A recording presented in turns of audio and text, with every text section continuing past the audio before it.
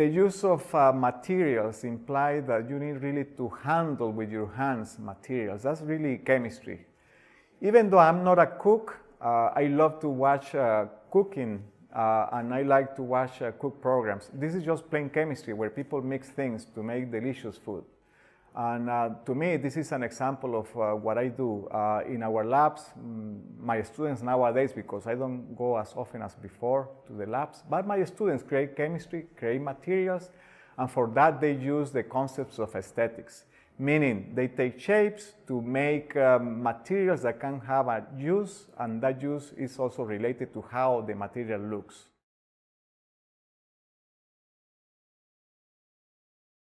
My name is Janika. I'm a doctoral student at Aalto University and I'm working in the group of Orlando Rojas. The main topic of my thesis is nanocellulose.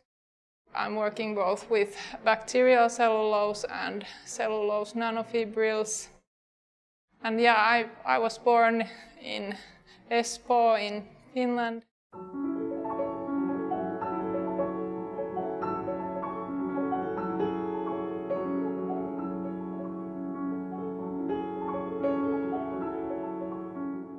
Hello, my name is Luiz Greca and I am 28 years old. I am doing my PhD here at Aalto University with Professor Orlando Rojas. And I'm working mostly with bacterial cellulose, but also with some other bio-based materials.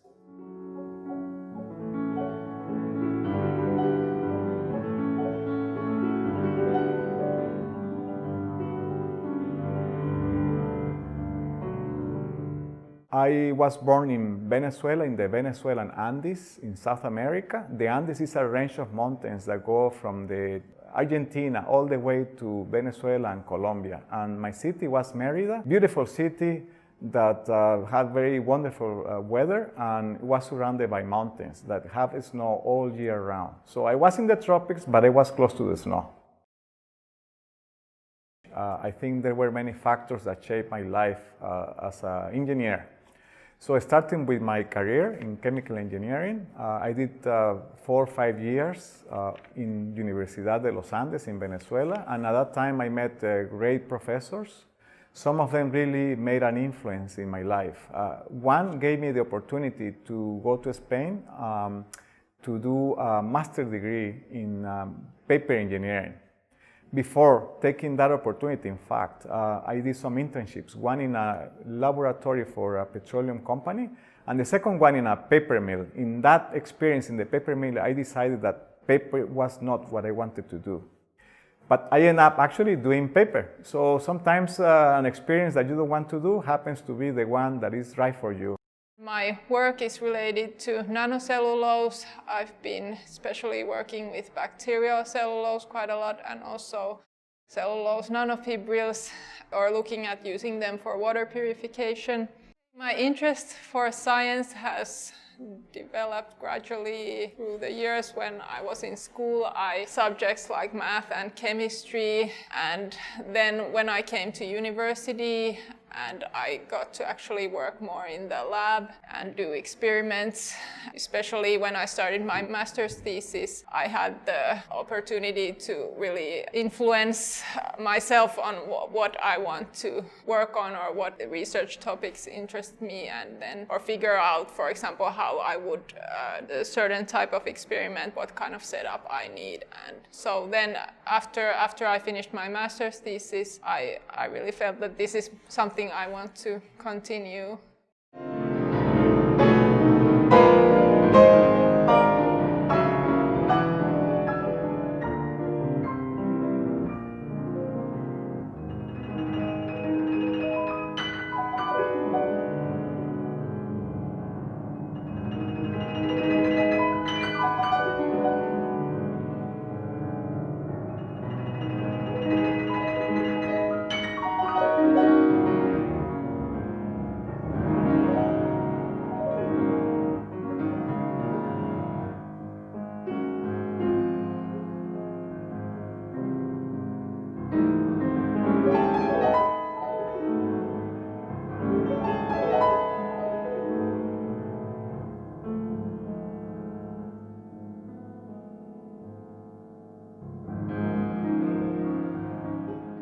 My interest in science came at first when I was doing scientific initiation projects during my bachelor in mechanical engineering in Brazil. One day when I had some questions about the project, and the professor actually told me that they didn't have an answer for that, and that could be the topic for another project of research. And I think that was somewhat surprising for me, because when coming from school, I always, or almost always, had an answer for most of my questions from the teachers. And at that point in the university, I was not expecting to hear, I don't know, we could research about it. And that was very surprising for me, I would say. So I use scanning electron microscopy often in my work, since it's a technique or a method that can give me a better idea of the structure of the material I work with. For example, with the bacterial cellulose, it's a 3D network of nanoscale fibers, and I'm often interested on how I can change the porosity of the network, either make it more dense or more porous. And during this process of trying to modify the material, it helps me a lot to go to the microscope and see what I have actually managed to do to the structure of the material. I would say that aesthetics is also interesting. I think about when I'm taking images, for example. Obviously, if the image is going somewhere where it's going to be in a presentation or in a publication, then especially you would really focus on making it look nicer, or think about how you can portray this thing in the image so that it would look nice in the presentation. But also, of course, always I'm interested in the quality of the image anyway, even if it's just used to develop the work further. So it's always nice if you have a good quality image, and sometimes I can spend several hours, for example, scanning electron microscope to get nice images. So this is one of our labs, and I wanted just to show here some experiments that happen to be running now. Here in these beakers or in these containers, we have pieces of wood that my students are treating in a solvent, trying to extract one of the components in wood. And in that way, a piece of wood that looks the way we perceive wood changes in color and actually can become transparent. So this is a so-called transparent wood. So it's the production of a material that is based on a natural resource, but becomes different in the appearance. In this case, again, transparent wood. And that can be a very interesting solution, for instance, as a window, as a panel, for solar cells, for energy harvesting. So a very simple material that you can convert into some use. What you see here is a 3D printer or a bioprinter. Essentially, what we do here is to take wood to produce a nanomaterial called nanocellulose.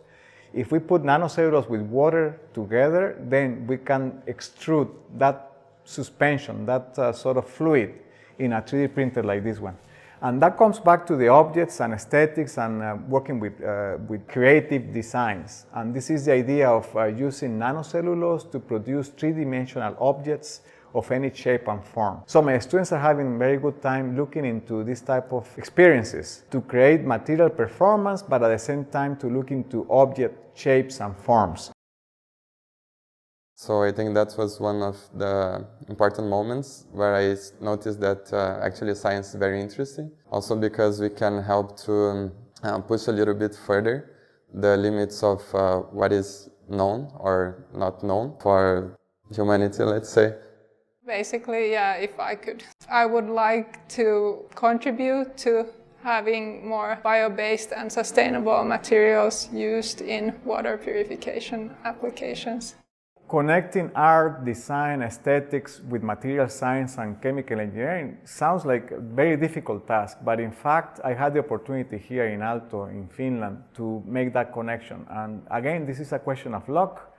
I came to the right place, and here I had the opportunity to experience firsthand how we could do all these tasks at the same time. The idea that I have developed here in my own group, but in collaboration with many other professors and students in Aalto, is that of working in a cross-disciplinary way. So we have a program called ChemArts, as an example, where chemical engineers and students of design and art work together. That I think is really the way to go. And this is something that I really appreciate, and I started to embrace more and more in my group. So I'm a big believer of cross-disciplinarity, to work across disciplines with different students, with different perspectives and different ideas. I realized that the way of thinking of artists and designers is very different the way we think, we chemists or material scientists, and the combination of the two really can make a huge difference. So I have had the opportunity to experience very closely this interaction with my students, and I think we can reach very far if we allow this exploration to happen.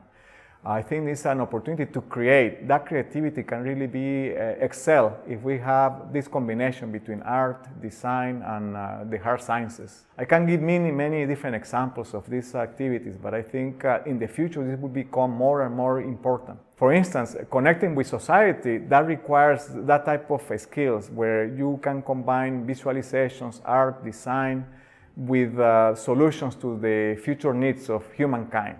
And for that reason, I really think that our future discoveries should be more holistic and should incorporate all these disciplines. I think this is really critical for our future generations.